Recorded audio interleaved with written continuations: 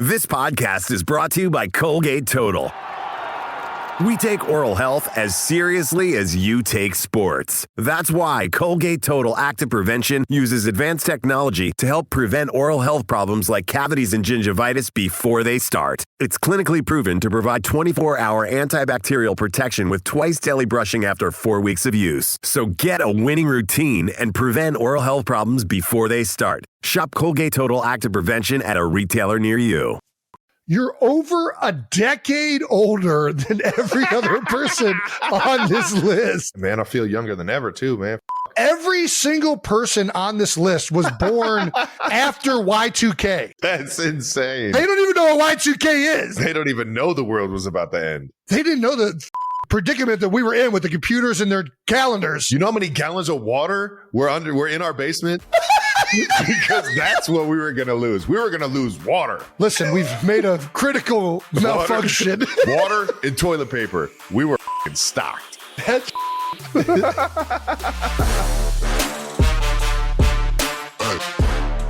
Welcome back to New Heights, ladies and gentlemen, boys and girls, a Wondery show brought to you by WhatsApp. Everybody get on that WhatsApp and communicate, because that's what you do on WhatsApp. We're your hosts. I'm Travis Kelce. This is my big brother, Jason Kelce, out of Cleveland Heights, Ohio. Shout out to the Tigers and shout out to the University of Cincinnati football Come on, team, baby. Woo-hoo! Yeah, baby. Rolled the Baylor Bears last week, 41-20. And we're going over to Utah for college game day. That's right, baby. Cincinnati, the Bearcats versus the Utes. Smitty, the Cats are coming in town, baby. All right, let's keep this thing going. Subscribe on YouTube, Wondery Plus, wherever you get your podcasts, and follow the show on all social media at New Heights Show with 1S. Jason, tell the people what we got today. 92%. We got another great episode. We're going to talk about the Chiefs' big Monday Night Football win. Eagles rolling against the Giants. The rest of the Week 8, which was basically just a bunch of blowouts. It was probably one of the most unexciting, inexciting. Is that unexciting, inexciting? Yeah, the game sucked. There's a lot of buns games this week, but we're going to talk about them. Celebrate another successful National Tight End Day. Yeah. If you do celebrate it. And take a look at some New Heights Halloween costumes. Oh, nice. Hell yeah.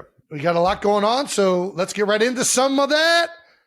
New news. Hey-yo. Coming in hot. 1587 review. Jason came all the way to Kansas City just to go to my restaurant. I did. It was fantastic. How about it? And he ordered just about everything that I told him to order. You told me the hamachi, the A5 strip. Yes. The lobster rolls, I got those. The linguine. Did you get the linguine? I didn't get the linguine. Fuck. I knew I was forgetting something. Yeah, you were missing out on that one. I heard you might even have some content with Big Ed coming up. Big Ed was there with me. Nice. It was a great meal. It was good. Saw Peter Schrager and Cliff Kingsbury there. Nice. Troy Aikman. It was a star-studded, like everybody. Nice. Troy popped in too? I don't know. I didn't see if Troy was eating there. Joe Buck was definitely there with Michelle. Well, I appreciate you pulling up. Joe Buck, the whole gang over there at ESPN, and any of the commanders that stopped through, knowing that most of the away teams stay at the Lowe's as well. But yeah, man, how'd you like it? It's fantastic. I mean, it's a high-end, like very well done steakhouse. Nice. I did think it was interesting. There's a lot more creativity to it. There was the goat burger, which was like a step up from the Big Red, but I'm like, I'm getting the Big Red. I'm here for the Andy Reid burger. Got to get the Big Red. And then got the cheesesteak as well. We also got the meatballs and whipped ricotta. That was fantastic. Ooh. I'm glad you enjoyed it. Did you get the Big Yeti? I did. I got the Big Yeti. I got the Alchemy. I got both. The Alchemy was real tasty. I'll tell you what, that thing is. Cosmopolitan twist, which I don't care. Call me what you want. It was tasty. The Big Yeti was great. Got a garage beer. Nice. Yeah, we got garagers in there, baby. My favorite part of the evening. The waitress we're asking her like, oh, what do you like? Like what? And she's kind of listing off all these things. And Dad can't hear, right? So he's on the far side of it already. Damn it. And I'm like looking over and I look over at him and I could tell he can't hear a fucking, and he just not looks listening up, to anything. He whispers to me, he's like, I can't fucking hear a single thing she's saying. And all he does is she's still explaining. He's like, whip ricotta and meatballs. Like, not in a dick way. He just like blurts it out. And she's like, oh yeah, the whip ricotta is like a nice. And I'm like, oh no, he's ordering that. Like, it was so fucking funny. Brandon put it in here. What's the most Travis Kelce thing about the restaurant? What's the most Travis Kelce thing about the restaurant? I mean, the Big Yeti drink. I think the most Travis Kelce thing is like it has a lot of like regular food done at like an upscale level. Like I've always made fun of Travis a little bit for like chicken fingers, cheeseburgers, like grilled cheese. I had some like you're in a while. Yeah, like a very like Trav for a long time ate like a child. And now we're at a steakhouse and there's some childlike items that are done at like a really high level, or like, I guess, like normal item, like lobster roll. Like it's like everybody's had a lobster roll, but this is like a more upscale, intense flavor lobster caviar roll. On it. Yeah, exactly. Yeah. So that feels Travis Kelce like. I appreciate you pulling up to the restaurant. And everybody that pulled up to the restaurant, man. And if you get an opportunity, go in there and check it out, man. You get there on the prime time and the prime hours, man. You'll get some live music, all pretty much Motown music, and they absolutely crush it in there, man. It's such an honor to be a part of this thing. Highly recommend getting your reservation in advance because it's not easy to get into, folks. Who are rolling, baby. All right, let's keep this thing moving. Jason came out with yet another cinematic masterpiece. I don't know whether they call you Arnold Kelce or Jason Schwarzenegger. We had this idea to do a Predator garage beer good. Freaking kind of funny short film. This isn't even the full length. We got a full like 11-minute feature coming out on November 1st.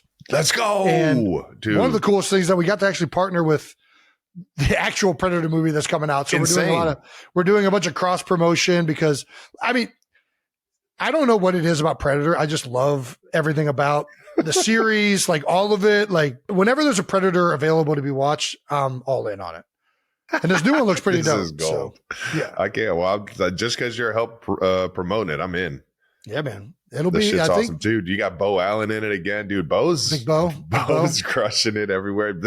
I'm just blown away at how good this shit looks. Like it's not just you just fucking around with like a camcorder in the backyard. It's like you guys are actually doing a great job with the special effects and like just the shots and the lighting and everything looks fucking great, man. Honestly, like I can take zero credit for that. Yeah, that's why I'm showing love though. It's just awesome. Jordan Phoenix, the director, and I think it's his company. If it's not Jordan, I apologize. I always fucking forget, but has a whole crew of people that he works with, and we've done a bunch of stuff now at Garage Beer. We did the Brumate earlier in the year with you. They are incredible, all of them. But Papa and Hackett, Jason Hackett has been in a bunch of the films now. So there's like a good team of people that know how to work together. And Jordan's I guess he knows so many people in the industry. Yeah, the industry. Thank you. Yeah. Where like if we need sound, he's got a sound guy. If we need special effects, there's that person. And it's been a lot of fun making this stuff. So hell yeah. We get to drink a bunch of beer and make some stupid film. And save the world, man. And enjoy reliving one of our childhood favorite movies of all time and get excited about the new one coming out. So yeah, it's pretty awesome. Appreciate it. Fuck yeah. Well, if you guys haven't seen just the first snippet, which was the cross promo for the new Predator movie, it's on Garage Beer's social page as well as Jason's social page. But coming November 1st or 2nd? So our film is coming out the 1st. Nice. I think that's Friday. Does that sound right? Or is that Saturday? Let's call it November 1st. Everybody stay on the lookout. Yeah. And then Predator Badlands, the new Predator that comes out this year is coming out November 7th. Keep it a lookout, baby. Let's move on to a little bold topics to wrap up week 8 in the NFL. Yes. Bold topics is brought to you by Gillette. Ooh. Let's start with the Chiefs, Trav. A little Monday Night Football. The best a fan can get. Chiefs 28, Commanders 7. Monday Night Football. Trav, what are your initial thoughts? I got to stop fucking handing the goddamn other team the ball, man. Fuck. You made up for it. That's the thing. Everyone's like, yeah, you made up for it. You had 99 more yards. And I'm just like, yeah, no, that doesn't take away from the fact that I turned the ball over. But I appreciate it. Thank you for saying that I had a decent game and that you forgot about it. I think we're rolling, man. We're rolling as a team. Obviously, Commanders missing their QB, and he's the kind of player where if he's playing, that game is probably a little bit closer. Yeah. But at the same time, man, defense is playing great. Special teams is playing great. And offense, man, it just feels like we're dialing the right things up and we're rolling as an offense, man. It's fun when everybody's getting a piece of the pie. Rashid's going crazy. Noah Gray's making big plays left and right. We got the run game. We're getting downhill even without Trey Smith, and my guy Mike Caliendo stepped up again this week, and it's just it's fun. It's fun to play on this offense with this many weapons, man. It's just a fucking blast. And sure enough, we're scoring touchdowns, man, and that's where it really gets fun, man. When you're putting up 7 points every time you touch the ball, man, fuck, it's a fun time. Yeah, I mean, it was close in the first half, but both offenses really rolling the first half. I know you like. Jaden was obviously missed out there, but Mariota played really good in the first half, especially. He only had like 3 incompletions, and one of them was the interception that bounced off of Debo's face mask. So it was a weird first half. Like, you guys moved the ball really well. Obviously had the 2 turnovers. You mentioned the play where it hit off your hands. Yeah. They had a couple turnover on downs. But in the second half, you guys got it cleaned up, started finishing the drives off, right? And it's kind of, we talked about it before the game. The thing that's really carried the Chiefs the last couple of years has been the defense. And then obviously you guys being able to execute in close games and in crucial moments. But the defense has kind of been the thing that's been really high level in Kansas City. Now the offense, it feels like you guys are playing better than you've played in like 2 or 3 years right now. Like, you're really holistically, you're making big plays down the field. You're getting all the short passes. I think Pat's time to throw is quicker than it's ever been in his career. Yeah. The offensive line is protecting so much better. The run game is going. It feels like every single facet of the offense is really operating at a high level. And we haven't seen that really in 2 or 3 years consistently like it is right now, I feel like. So it's kind of crazy to say. I feel like the Chiefs right now might be better than they've been the last 2 years. I mean, I don't want to crown anything. You guys went to 2 Super Bowls, and it feels like somehow you guys got better. Right, yeah. I don't know if it feels like that to you. The energy in the building feels a lot more electric. It feels like we're moving at a pace that we weren't moving at last year. And and it's honestly because we're scoring touchdowns. I think when everybody's getting a piece of the pie like this, I mean, there's a lot of focus on me and obviously Rashid, and you got one of the fastest guys in the league, Xavier, and then Hollywood is a big play waiting to be made, and then Tyquan Thornton is out here making big plays early on, so he's a threat. And then all of a sudden, Juju's wide ass fucking open in the middle of the field because you forgot about him, and let's bring that up. Juju does so many little things that just do not get any credit. Ball player, baby. Just a ball player, man. He's a very good possession receiver. He blocks his ass off. Oh yeah. And on top of that, I don't want to bring up the whole branch thing. Baby. He gets in other people. He's an instigator. And it's good to have one of those guys out there. That's just the reality of it. He's an instigator without the intentions of instigator. I shouldn't say instigator.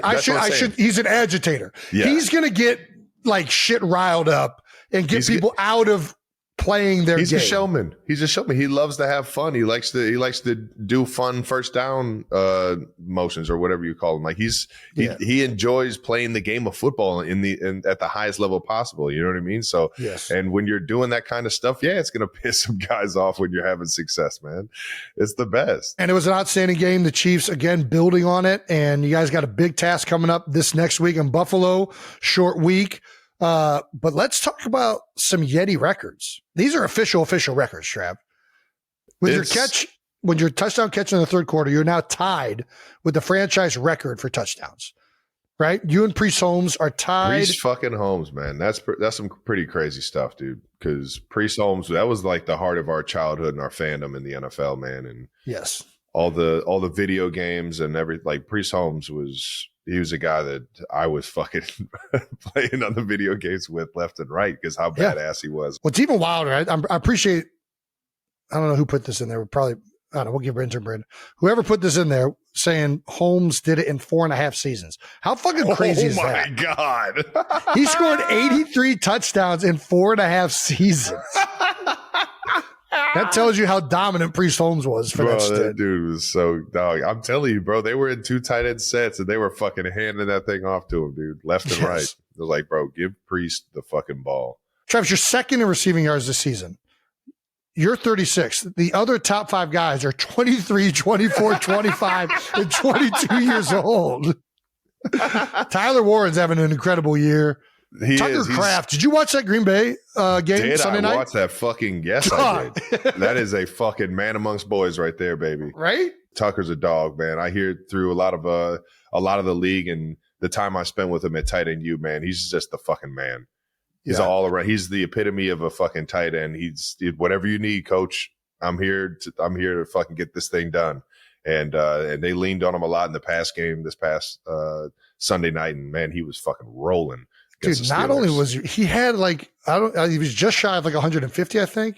Maybe I'm wrong on that, but he was right around there. He was 140. And like all of them, none of them were like easy crossers wide open. Like he was catching, breaking tackles. The one big one he had to moss fucking like 2 people to get up there and go get it. Like, bro, just a fucking dog. It was a very impressive game from him. But yeah, Travis, you're over a decade older than every other person on this list.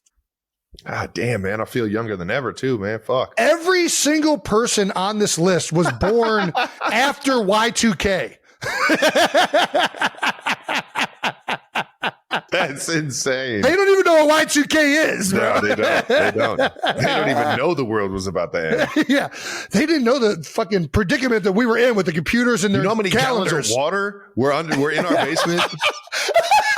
Because that's what we were going to lose. We were going to lose water. Listen, we've made a critical malfunction. Water and toilet paper. We were fucking stocked. That shit. They don't even fucking know. They don't even know. That's fucking great. She was keeping me up at night when I was fucking 10. Oh, and most importantly, we got your biggest fan. I just love every time you fucking do something. The one guy who's guaranteed to fucking, the one person who's guaranteed to shout you out is the one and only Henry Winkler. Let's go. Got a nice tweet. Congratulations, T. Kelce. That's nice, so man. Good. That's my guy right there. And it wasn't just the Fonz. We had a bunch of your teammates weighing in. Rasheed Rice said, I've seen a lot of spark out of Trav. It's never really gone. He's a very patient player. Patience is not a word I'd usually describe you with. I've been learning that from him constantly. I learned that from Mr. Miyagi. Yeah. And then Patrick Mahomes said this. He's just like the true Chiefs chief. I mean, he is the guy that's been here through the whole thing, been here with Coach Reid the entire time. And he helped set the culture. He helped set the culture of what it means and to play for Coach Reid and to play in Kansas City. And I was able to come in and have that guy to rely on. And so he's breaking all the records now. And he's all about the team. So I want to make sure he gets that. And hopefully we can get another football for him later in the season when he actually breaks the record. There we go. How's it feel to be the Chiefs chief? If anybody's the chief, it's Andy Reid. Yeah, baby. But when it comes to being one of his disciples and one of his guys, that's where the real honor comes in. And obviously, there's been so many fucking unbelievable players that come through Kansas City, and the history is very rich, and the prestige of players on and off the field here is it's a legacy. It's cool to hear old Patty Mahomes say that. There was an article in The Athletic about the Chiefs' new 3-letter slogan for this year, AAF. Walk us through. we got a bunch of 3-letter slogans, man. Yeah, what's up? I'll tell you what, man. Listen, big acronym team. Yeah, big acronym team. We got a few of them. BAMF is another one that you guys haven't heard yet. Yeah, BAMF is another badass one. Motherfucker. I think I know that one. All right. Maybe. The thing is that's why it's an acronym. Is so you can say it. Don't have to worry about getting fined. There you go. It's sometimes you just got to throw an acronym together, a slogan together, and get the team, all under one understanding of how we're about to go about our day. And I think Coach Nagy and the offensive staff, we came up with this in I think OTAs. Yeah. And kind of like wanted to make sure that everybody was on the same page on how we were going to get things done, how we were going to go to work every single day, the type of mindset that you need to have. And coaches come up with these slogans all the time, brother. This isn't as this isn't the first slogan to ever, sometimes it's the acronyms. Then you got like hold the rope. I do like when it's more, rope, yeah. I do like the feed the fire, fuel the fire, chop wood. Yeah. And then you just circle the wagons. There's a nice little when you have a team motto, and I think it comes from Navy SEALs and military world where you have a one word phrase and it just snaps people back into locking in. Right. Yeah. And that's what this is usually used for. Do you remember ours at Cincinnati? Def Woo, baby. DEFWU. Don't ever fuck with us. Yeah. Broke it down. That was a big Derek Wolf. Was that Derek Wolf or was that a big red thing with Zip? Do you remember? I don't know where it originated, but it was definitely that Eastern Ohio Valley. Yeah. Exactly. But yeah, that was a big one for us. Yeah. The acronyms are always fun for sure. Especially if you get a good one. Yeah. You get a good one, throw it on a t-shirt. Everybody's fired up. And that's what it's about, is that everybody's bought in, everybody's saying it, everybody has that type of mentality. And when you get everybody to buy in, having fun with it, man, that's what it's there for, man. Not only you guys AAF on offense, you're AAF on defense. The defense has only given up 7 points in the last 8 quarters, 24 points in the last 3 games. Yeah. They're getting it done, baby. They're rolling right now. They were giving up some yards in that first half, but when players had to make a play, there was Trent McDuffie had a tackle on a 2nd and 1 where he just broke on a little rub route and just made a hell of a fucking play. Trent's a fucking dog, man. Also, shout out to Zach Ertz, Washington Commanders.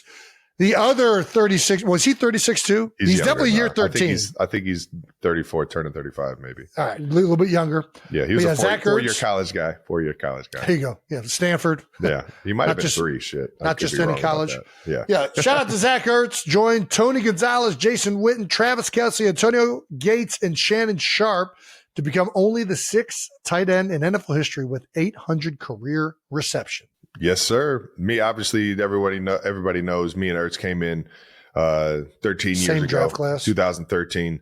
And to see him still fucking doing it, man. We saw each other before and after it, man. And man. I just cherish every fucking game I get to play with that guy, man, or get to compete against him, man. Yeah, absolutely. I got a lot of great memories from Zach. Got some hardware to share, too. Anything we missed about the game? Chiefs? No, man. We're rolling, baby. We're rolling. We got a big one this week against Buffalo on a short week, man. And the Bills got rolling again this past week. They were part of that, some of those blowout games that we saw on Sunday. And they put up 40. Is that right? Yeah. I mean, they can score with the best of them, baby. James Cook had over 220, 30 yards, something like that. Getting him the ball is pretty goddamn good. It's good strategy. Good strategy, yeah. So hopefully we can slow that down and keep putting up points like we've been putting up over the past couple of weeks. All right, now let's get to the rest of the NFL this week, which was a bunch of fucking blowouts like Jason was mentioning earlier. Let's start with this one. That was it wasn't necessarily a blowout, but it was pretty one-sided. It was a blowout. Yeah, it was pretty one-sided. I feel comfortable saying that because the Giants already blew us out once, so we'll call it a blowout. It was blowout to blowout. Eagles 38, Giants 20. Obviously, one of the biggest storylines of the NFL is Scadaboo had a pretty aggressive ankle injury. Sending all the love to him. Hopefully he can get back, man. The NFL absolutely loves a motherfucker like that. Just a tough as nails dude. Hopefully he gets back in tip-top shape. Big Dom DeSandro sent over some pizza and cheesesteaks. I mean, the guy got a standing ovation as he was getting carted off. Nobody wants to see one of the most loved players in the league get hurt like that. And obviously what that guy's meant to football over the past couple of weeks has been pretty fucking fun to watch. So hopefully he gets back healthy and back to running dudes over and and being the epitome of a fucking NFL football player, man. Yeah, man. I think that you saw, like, the link can be brutal to opposing players and fans. Especially like I've seen rival teams. Yeah, I've seen the link not handle opposing players getting injured well before, and I don't think it was intentional. Like, I think they're just excited about a big hit or something happening, but it was so apparent how much respect everybody in the NFL has for this guy and how he plays the game. Like, he got a standing ovation getting off the field. Like, very excited to see the future that Cam Scadaboo has in this league. And in such a short time to entrench yourself with that much respect in this league just shows. I try and tell young players this all the time. Like, players like, oh, the fans are on me about this, or, I'm getting unfair criticism. Dude, if you just go out there and you play with reckless abandon, you will get cheered. Like, and I bring this story up all the time. Zach Ertz got crushed for a week or whatever. The first catch he had, he went out there and he ran through like 3 people, broke 3 tackles, and it was like being carried forward. And you know what happened? You know what the fans did? They fucking erupted in cheers. So I don't want to hear like, oh, like they're saying mean things. Like, motherfucker, you control it. If you go out there with great energy and effort, you will be loved in the sport of football. That's one of the beautiful 100%. Things about the sport. Yep. People love guys that just have relentless motors. So that requires zero talent. That's just the reality of it. That's so spot on, man. Well, get healthy, big guy. Enjoy those cheesesteaks Dom dropped off. But let's get to this game. Initial thoughts on the game, Jason? I mean, this is exactly what we've been waiting to see. I mean, we've known that the Eagles are talented and that if they can play up to what they're capable of, that they are a very dangerous team. And obviously the Giants have been clicking. They've been playing well recently with Jackson Dart, Cam Scadaboo, although he left early. And I do think that took some wind out of their sails. The Eagles are rolling right from the get-go. It started with the second play of the game with that Saquon Barkley huge rushing touchdown. It never stopped. I mean, we've been waiting to see the ground game get going. And a lot has been made about Jalen Hurts in the passing game. And that started to get fixed the last couple weeks. But I don't think people really realize how much when you're running the ball well, it just makes everything go. Right? Your play action passing is better. You're in less third and long situations. You're in more third and manageable, even when you get to them. And it just makes the rhythm so much better. And the Eagles ran the ball so freaking well. Landon Dickerson is finally looks like he's fully healthy, and he's been there for the last couple weeks. Brett Toth was in for Cam Jurgens being injured from last game, and he went in and played center in the Vikings game without any reps during the week, and it wasn't the best outing, right? That's a tough situation to be thrown into, right? Like, you work on guard and these other things all week, and all of a sudden you're live in the game doing the snaps. And he bounced back, man. There was a lot of criticism all week about the previous game and one of his games at guard, and he honestly was one of the best players up front for him throughout the day. He had a bunch of crucial blocks. He did well in the combinations. He had a lot of fold schemes, pulling around, making blocks at the second level. And something else that I think doesn't ever really get talked, and I know this just because I know Brett, he puts the line in a really, he's going to make sure the calls are right. And that is such a big part of having a backup go in at center. Because if you're not all on the same page, it's not communicated well, it can make everything fall apart. Fuck yeah. And you could see that those guys were in sync and that everybody was on the same page. And that's half of being successful in the run game. 9 times out, especially if you got great players, which the Eagles do. You get bodies on bodies, baby. You give a guy like Saquon a chance, man. We're rolling. Brett, you got to give him his flowers. And I know Philadelphia already had an outstanding game. Big Fred Johnson, a lot of 6-man offensive linemen in the game. You want to get the run game going? It always helps when you put a 6'10" fucking mutant of a human being out there to go pave some fucking run lanes over. And they were outstanding all game. Saquon had a day. Tank Bigsby was running the ball really well. Both went for 100, baby. I mean, there were massive holes, but at the same time, they were also making guys miss, breaking tackles. The Eagles clearly were on a mission to establish the run all day. They've been waiting for this to happen. You could tell they were energized to get it going, and they fucking delivered with some passion. It was an awesome game to watch for an offensive lineman's perspective. And then, of course, Jalen was and Devontae Smith in particular were spectacular with the play action. Don't forget my guy Dallas, man. Dallas got in the zone twice, baby. I was talking to Mina Kimes in the production truck right before one of the games one time, and we were talking about the little RPO with the tight end sneaks off into the flat in like every red zone or short yardage situation. And it's like, I don't know why we don't do this every time. Like, I don't think anybody ever covers it. And then sure enough, he gets a touchdown right off of that. And it's like, yep. So it was similar to you guys. The Eagles right now are rolling in every phase now. This was what we've been waiting for. The running game hasn't clicked. This is a great establishing game for the Eagles ground game. Hopefully Saquon isn't too banged up and we can get him back after this bye week against Green Bay. But if the ground game is clicking like this, they have a great balance right now of Jalen going under center, doing play action. And then they're doing the RPOs at times, whether it's the fold schemes with Toth or the zone read options where you got Dallas in the flat, whatever it is. They're doing a great job with all of that.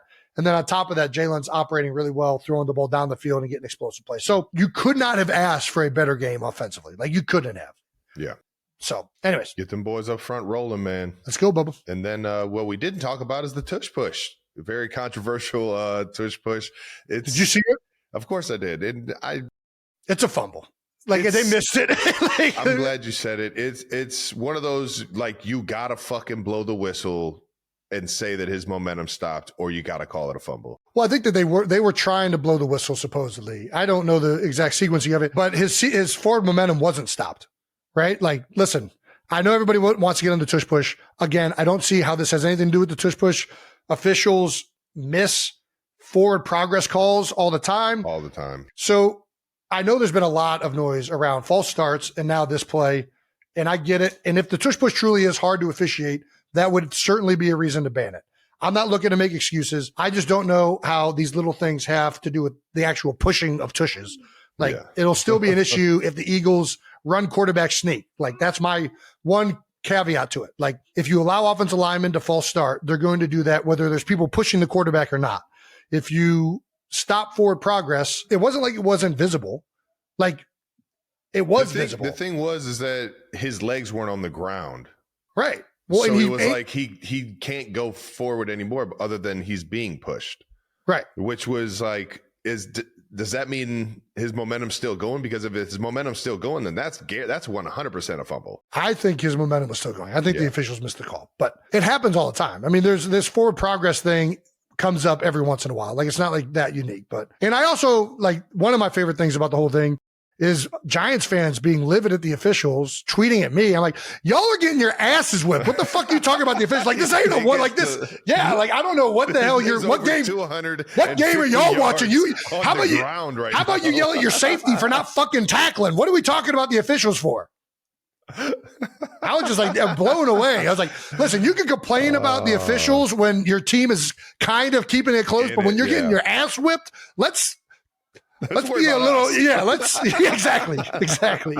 Well, Kayvon Thibodeau gets asked about it after the game, and he says, "Sounds like some bullshit to me." Then Brian Burns quickly cautions him, "Hey, you'll get fined." Oh yeah, sorry. Thibodeau said, "Sorry. No, that was a great call by the ref." I mean, that was a great call by the ref. That'll save you a fine right there. Would you give him a nice compliment afterwards? Which I don't agree with. Listen, I am, you know me, I do not like complaining about officials. I've never have. That's not how I operate. I don't think that you should be fined. I think that's bullshit, personally. Yeah, I can't give my opinion on what I thought about the call. Yeah, what the fuck is this? What is that? Yeah, it's a freedom of speech, baby. What the fuck are we doing right here? No, I got my fine. I don't think that you should be able to be fined for that. I think that's nonsense. And I am all for having the officials back usually, but I mean, listen, it was a bad call. Like, what do you want me to say? I don't know. Moving on to some other things from week 8. A lot of Buns games this week. I mean, it's fun if you wanted to watch the favorite just beat the ever-loving shit out of the underdog. It was a great week for you. Other than the one game. The spirit of Nick Mangold got this one done. I really do. There we go, baby. Dude, the Jets winless. Like, there's no hope that they're going to win a game all season. They can't. They got no momentum happening. And, like, obviously it's been talked about Nick Mangold passing.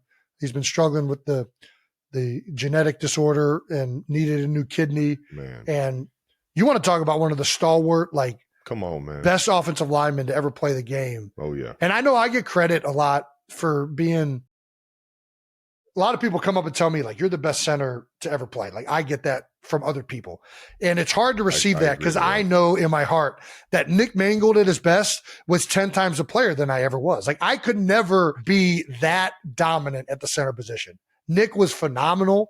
He was unbelievable in pass protection. He was an unbelievably smart leader and getting those guys on the same page. And he would murder people in the run game. He was unbelievable when he was in the NFL. He was unbelievable at Ohio State. Yeah, he was. He's just a stud in every fashion. And I mean, it's just a travesty that's happened at such a young age. He's got a whole fucking family. And he's just one of the most, like, when you think about offensive linemen over the past 2 decades, like the best of the best, you don't look any further than Nick Mangold. I just think it's really fitting that on the day this whole thing happens, that the Jets go out there and pull off the upset and beat the Bengals. It had me rooting for him, man, and not because it was against the Bengals, just because of, what had went down with Mangold. And it's crazy how it all came down to them having to score a touchdown at the end, and they go with the halfback pass. And it wasn't like a catch and everybody it sucks the defense in, and there was like they're like, no, this is our best chance to throw the ball. and it's gloved. It doesn't work. It's gloved. And he says, you know what? Game on the line. Here we go. Oh, the old toss. Oh, it was open. He was just late on it. Yeah. Oh, for Mason Taylor, baby. Let's go. Oh, man. I don't know if that's his first touchdown, man, but that's a pretty electric first touchdown if it is. Sealed the deal. Well, I think there's only one thing to do, Trav. We got to bring in the one man who's been waiting for this all season. Jets Jake, please take your victory lap. Come on in. Let's fucking go. Let's go.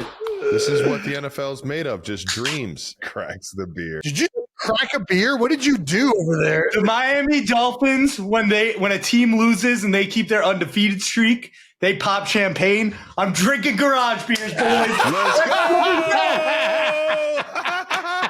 Let's go. 1-0 since we had the tattoo guy on the show. Let's do it. 1-0. Bring him back on. Bring Kaysen back on. Bring him on every week. Bring him on every week. Get another tattoo. We got the bye this week. Yeah, he's got to get a sleeve full of Jets tattoos. Let's go. A sleeve full of Jake tattoos. I can't endorse that. But when Breece Hall threw the ball, what was going on in your mind? I thought he was throwing it away. I was like, no. It was the biggest no, yes play of all time. And then even still, I was like, well, there's too much time left for Joe Flacco. They're going to come down the field. They're going to kick a field goal. And that 4th and 9, like, my heart was racing. And then they fucking did it. They had one stop when they needed to get it. The Jets got to fucking win. I don't have to hobby horse into the ocean. I'm very grateful. Hilarious. Congratulations, Jake. Congratulations, all of you Jets fans. And we got to get Kaysen Barrett back on the show, I guess. Go enjoy those garages, dude. I got to clean up my room. Finish those beers first. Cleaning's always better when you've finished your beers first. Yeah. All righty. It was also Travis's favorite holiday, National Tight End Day. I mean, a bunch of blowouts. Tight ends are getting the fucking ball. A bunch of blowouts. What do you expect? Dallas Goedert, 2 touchdowns. George Kittle got in the end zone. Hunter Henry got in the end zone. David Njoku got in the end zone. Jake got in the end zone. Harold Fannin Jr. got in the end zone. Charlie Kohler got in the end zone. Mason Taylor got in the end zone. National Tight End Day MVP, Tucker Kraft, 143 yards and 2 touchdowns. What a fucking day. Trav, were you bummed to not be able to play on the National Tight End Day? I mean, you still had a great day, too. No, I was enjoying sitting down watching National Tight End Day. Nice. Should it be National Tight End Week? No. Thank God you said no to that. All right.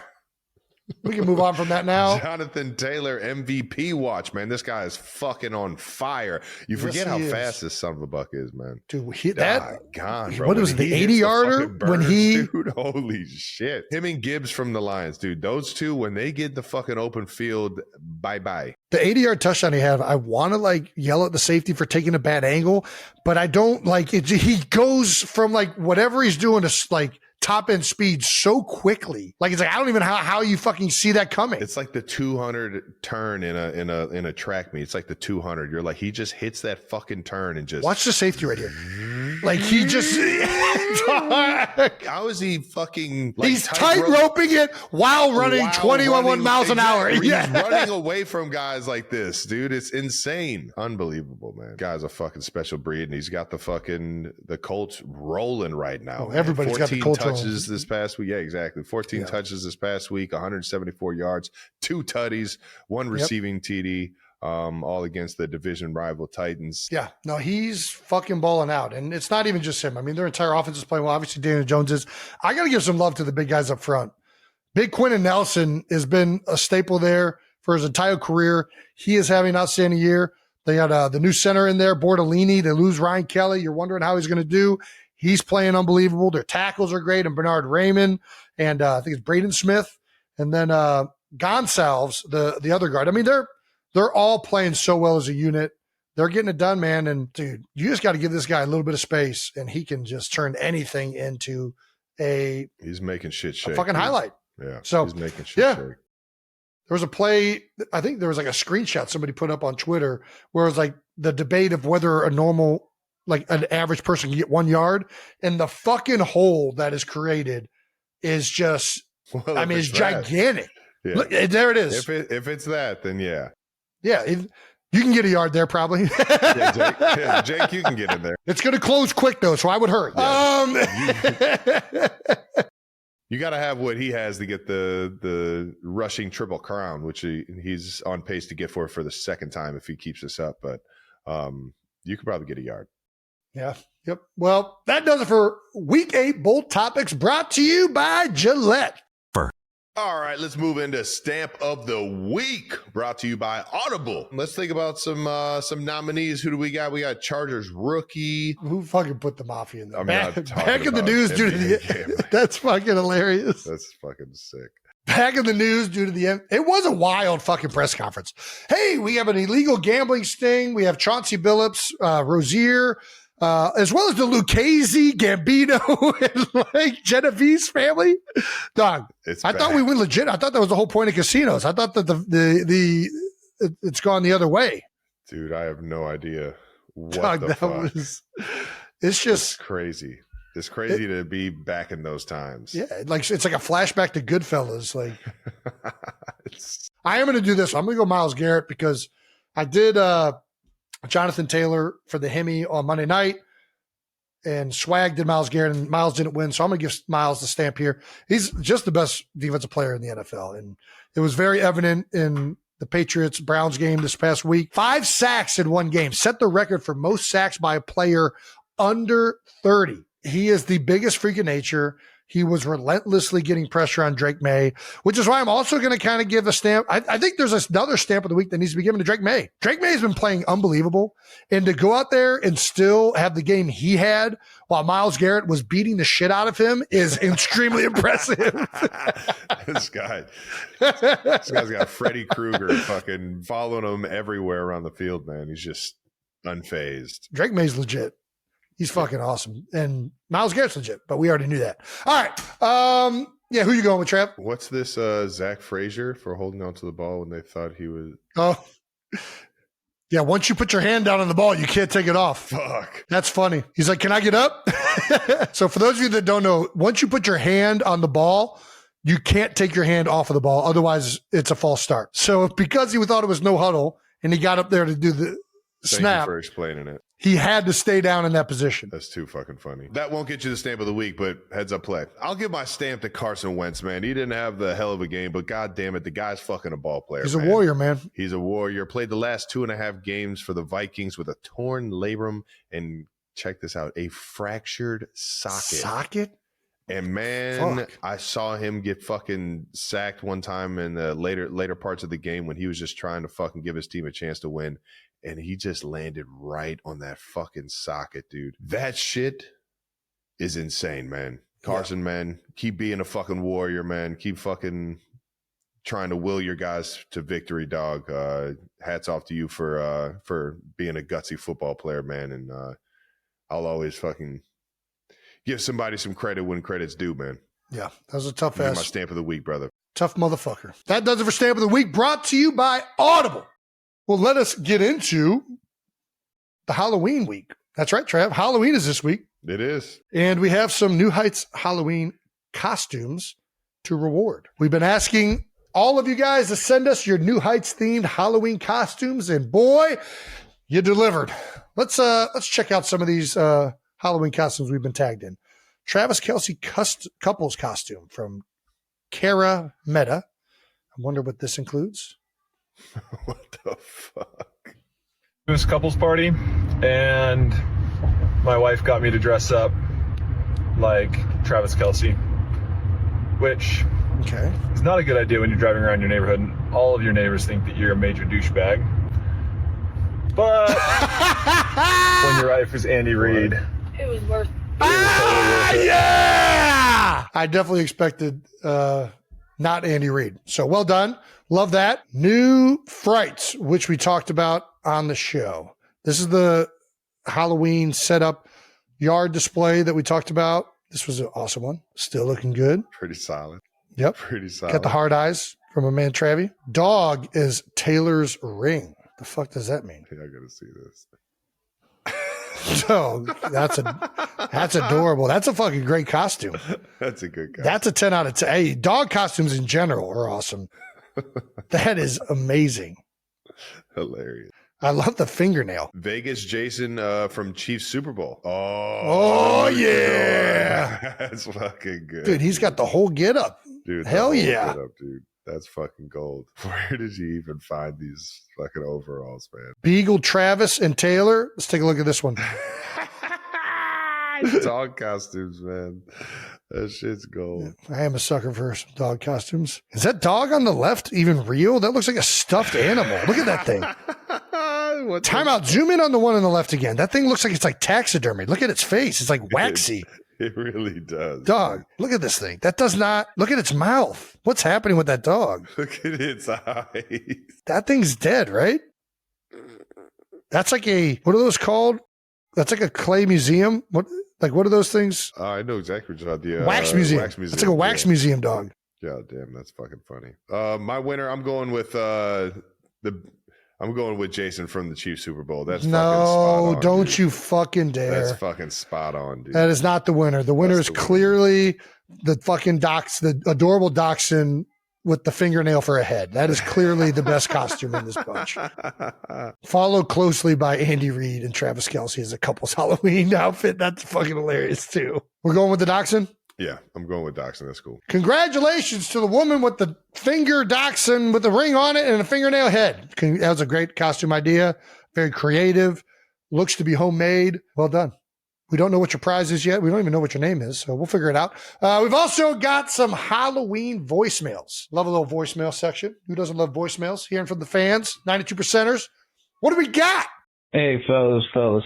We got Halloween coming up. And I'm not a guy that really dresses up. I grew up with brothers. We had to do family costumes growing up. Nice. I bet, you guys probably did some Thing 1 and Thing 2 or Bulk and Skull from the Power Rangers, you know what I'm saying? But for us as gentlemen now in our 30s, and we got girls that, want to go dress. What are you guys flying with? What are some ideas that are going to keep us looking good and feeling good while dressed up, looking stupid?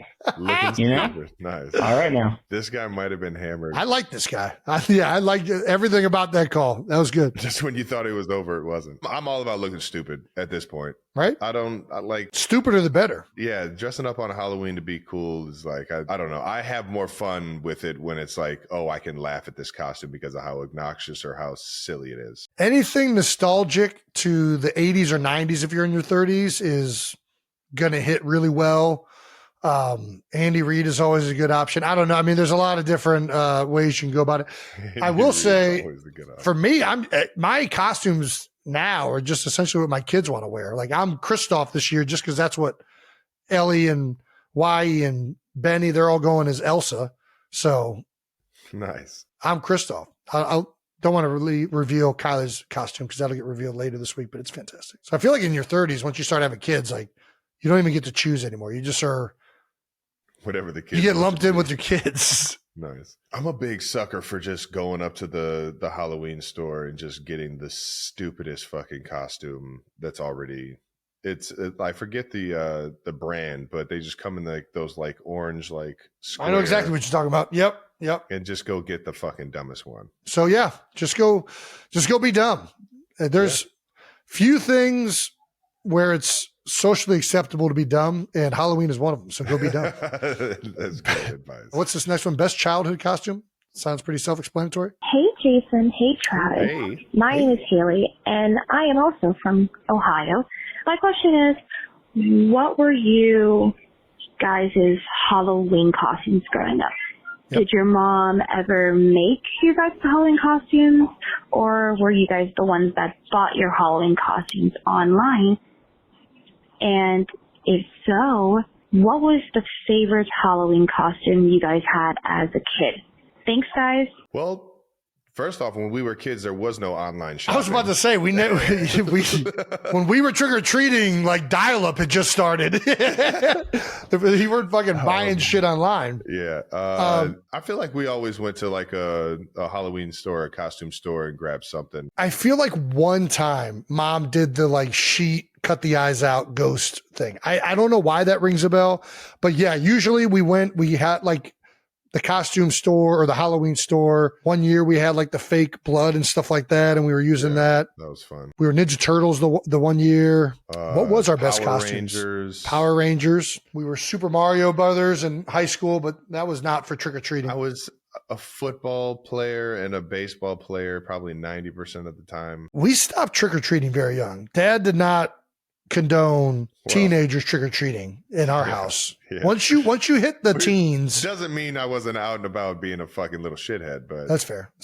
Well, we would hide in the leaves and scare everybody. Yeah, scaring everybody, jumping out of the leaves. That was my dad's version of teenage Halloween fun. Dad just likes scaring people. He does. He was a big loves like fucking with people, man. And as a current dad, I concur. Like scaring kids is important. I firmly believe that. Making a kid cry. I mean, it doesn't have to cry. It could just be like a little, like, I think it's a good thing to do these days. Mom apparently has sent in some childhood pics. Did you know this, Travis? Of course I didn't. Yeah, me neither. And I saw this in the rundown, and Brandon and Jake would not give me the lowdown. So yeah, let's take a look at some of these. Oh my God. Look at that pirate. Dude, that's a fucking. I was a football or baseball player. Yep. At the time. Bernie Kosar over there. What else have we got? Ooh. Is that you? No, that's you, dude. What? That's me? That's you. What the fuck am I? Dinosaur, what is this? Dude. I mean, Like it's obvious. Is it no, it's got to be some type of some sort. It's got to be a dragon, right? That's a fire-breathing dragon. That makes sense. It's got like the long tailish thing. Ooh, nice. Spider-Man, Batman. Yep, that makes sense. Look at those guys. I don't have anything cool to do as Batman. All right. That was not a Halloween costume. Those like pajamas. We didn't go trick-or-treating in that, right? Chilling. Yeah, I think we were just chilling in the house. I don't know. I think Mom would probably have. She would have known? Well, I think the socks, no socks, yeah, shoes on. Just say right. those were our pajamas, but right, Bernie again, multiple years. I think that's just. I just want to wear my helmet every day. Yeah, I think that was like my everyday get home from preschool and throw my football uniform on. All right, what do we got next? This is the older one from high school. Super Mario Brothers. You can see one brother is way more into it than the other brother. Yeah, well, one brother got forced to be Luigi. So, you look great, though. Dude, you're crushing it. You're fucking crushing it. I think I ended up winning that fucking Halloween costume. What do you mean? Contest.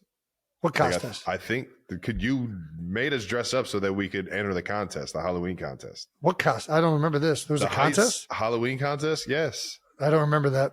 So in your mind, you just made me dress up as Luigi. I thought we were just having fun. Having fun. All right. Well, congratulations on winning the Halloween costume contest of Heights High. That you made me dress up as. I just knew you had potential. So yeah, I was going around screaming Luigi and fucking jumping off walls and shit. You were just posing like this. What is Luigi's? Because Mario is it's me, Mario. I would just say that all day.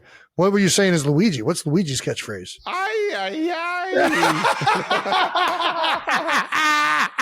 No wonder you fucking won. That was perfect. Oh.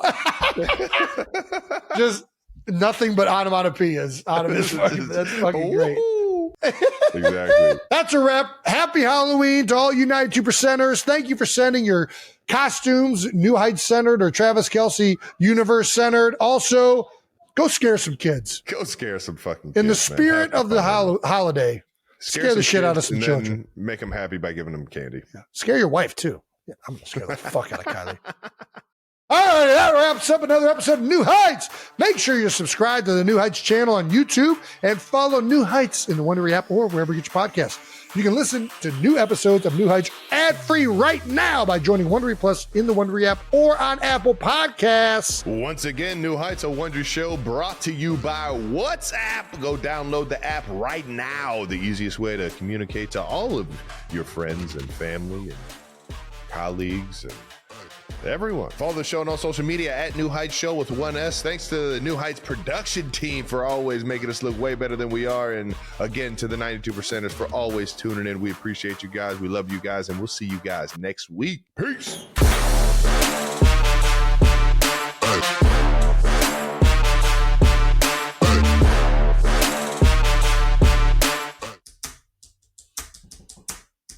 You gonna rap too or no? You know I can't rap. Yeah, me neither. That'd be cool. Man, what a skill. There's no way people that are freestyling are truly doing that on the spot. That's all like pre-planned. Freestyling. No. I don't believe that. What? No, those guys have put those words in their head and they've thought about these concepts. Bro, you and know then when who they is go crazy at freestyling? Eric Berry. I'm telling you, it was one of the most impressive things ever. He would sit on the plane because he's sitting at night thinking about this stuff, and then he's like, "Oh, next time I go freestyle, I'm just going to unleash." Literally on the spot, talk about people's like shoes and outfits. Yeah, but he's already pre-planned these bits, Travis. I'm telling you. I understand how the human brain works. He's got these things pre-planned, and then he's like, okay, this is the shoe thing. It's in this catalog. This is if the guy's got a big forehead. It's in that catalog. And then a minor. All right. I had a minor. You did not have a minor in psychology, did you? Yes. All right. What's the id? The id? The id. The id is the I don't fucking know. I don't remember either. Yeah, I just remember there's the id, the ego, and there's another third one. The super ego or something like that. Yeah. You're funny as fuck for that.